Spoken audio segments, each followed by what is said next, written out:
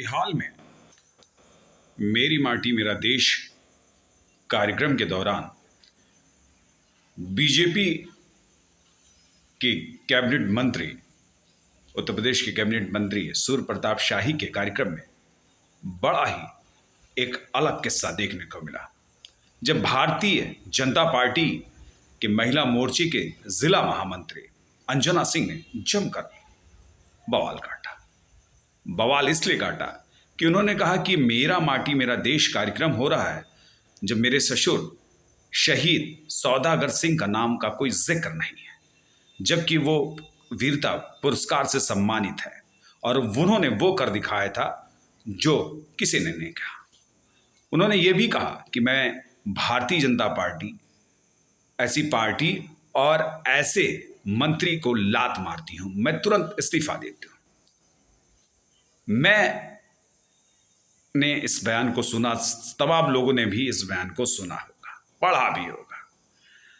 मैं उनकी बात का, अंजना सिंह की बात का समर्थन नहीं करता, लेकिन जहां तक अंजना सिंह ने जो आरोप लगाया उसमें कुछ सच्चाई भी है। सच्चाई इसलिए है कि शहीद सौदागर सिंह कोई एक आम इंसान नहीं, बल्कि उन्होंने अब इस देश के लिए अपने प्राणों को न्यौछावर कर दिया। सगली तहसील, जो कि आजमगढ़ की सगली तहसील है, और सगली तहसील के पूना पार बड़ागांव के निवासी शहीद सौदागर सिंह 1962 में भारतीय सेना के जवान थे। जब वो जयपुर में उनकी बटालियन थी तो उनकी बटालियन को निर्देश मिला कि वो सीधे तौर पर लद्दाख जाएं और चीनी सैनिकों का मुकाबला करें।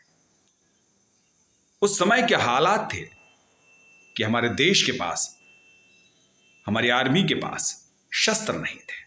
तब 303 की राइफल लेकर हमारे सैनिक लद्दाख में चीनी सैनिकों के बड़े हथियारों के सामने युद्ध लड़ रहे थे। इस युद्ध में कई लोग मारे गए। जब ये चारों तरफ से शहीद सौदागर सिंह घिर गए तो उन्होंने एक बर्फीली गुफा का सहारा लिया। चूंकि उनकी 303 राइफल जम चुकी थी, उससे कोई फायर नहीं कर सकते थे। उन्होंने काफी वक्त तक इंतजार किया कि कोई चीनी सैनिक उनके करीब तो आ जाए, और हुआ भी यही कि एक चीनी सैनिक अपनी को अति उत्साहित समझकर उनके करीब आ गया, और वहीं पर उन्होंने उस चीनी सैनिक का काम तमाम किया, और इसके बाद उसकी SLR राइफल को छीन लिया गया। उस जमाने में SLR कोई मामूली राइफल नहीं होती थी, क्योंकि उस समय जब हमारे पास AK-56 AK-47 तक नहीं था तो SLR राइफल बहुत बड़ी बात होती है। पीछे से जब और चीनी सैनिक आगे बढ़ने की कोशिश की है तो उन्होंने उन सैनिकों को भी मार गिराया। वो SLR लेकर वो 10 दिन तक भूखे पैदल चलते हुए अपने कमांडर के पास पहुंचे। जब उन्होंने कमांडर के सामने SLR राइफल रखी तो कमांडर चौंक गए। उन्होंने इस बात का संदेश जिक्र प्रधानमंत्री पंडित जवाहरलाल नेहरू से किया और राष्ट्रपति से किया। इस जिक्र के बाद, इस बात को जब जवाहरलाल नेहरू ने इस बात को सुना तो एक समारोह में उस समय सर्वपल्ली राधाकृष्णन भारत के राष्ट्रपति थे, उन्होंने उनको सम्मानित किया वीरता पुरस्कार से। और उस वीरता पुरस्कार के बाद भी उन्होंने अपना अदम्य साहस नहीं छोड़ा। 1965 के पाकिस्तान के युद्ध में भी उन्होंने बड़ी भूमिका निभाई। उन्होंने वो कुछ किया जो शायद एक सैनिक करता है। उन्होंने 1965 में पाकिस्तान के खिलाफ लड़ते हुए वो शहीद हो गए। लेकिन शहीद होने के बाद भी उस सैनिक को सम्मान मिला।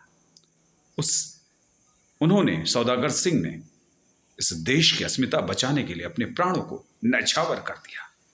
और वही आजमगढ़ में जब यह कार्यक्रम होता है तो उस आजमगढ़ के शहीद को मंत्री साहब या उनकी पार्टी के लोग प्रासंगिकता से उनका नाम तक नहीं लेते, जबकि माटी मेरा देश ऐसा कार्यक्रम, मेरी माटी मेरा देश कार्यक्रम हो रहा है। उन शहीदों को नमन करने के लिए वक्त नहीं। अंजना सिंह का नाराज होना लाजमी है, लेकिन तरीका अंजना सिंह का थोड़ा गलत था और जो उन्होंने बयानबाजी की थोड़ा सा उससे लीक से हटकर अलग उनको बोलना चाहिए था। लेकिन अंजना सिंह ने जो किया वो तो ठीक है, लेकिन जिस तरीके से ये बीजेपी के मंत्रियों ने या बीजेपी के नेताओं ने शहीद सौदागर सिंह को इग्नोर किया, ये बहुत गलत है। शहीद जिले का नहीं, शहीद किसी परिवार का नहीं, शहीद पूरे देश का होता है। और उस शहीद को अगर पार्टियां और मंत्री भूल जाएं अपने कालमों में, तो शायद इससे बड़ा अशोभनीय कार्य कोई नहीं। उन शहीद सौदागर सिंह को मेरी तरफ से नमन।